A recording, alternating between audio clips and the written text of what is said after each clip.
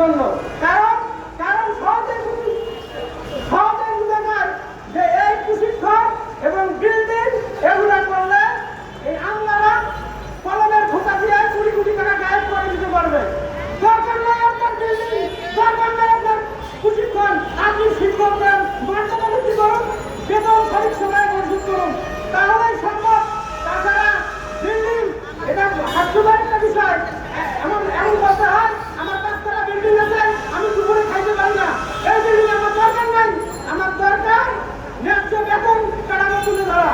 এটা যদি করতে না পারে, দয়া করে সংশ্লিষ্ট অধিদপ্তর, সংশ্লিষ্ট মন্ত্রণালয়, সংশ্লিষ্ট বিভাগে থেকে দয়া করে পদত্যাগ করুন।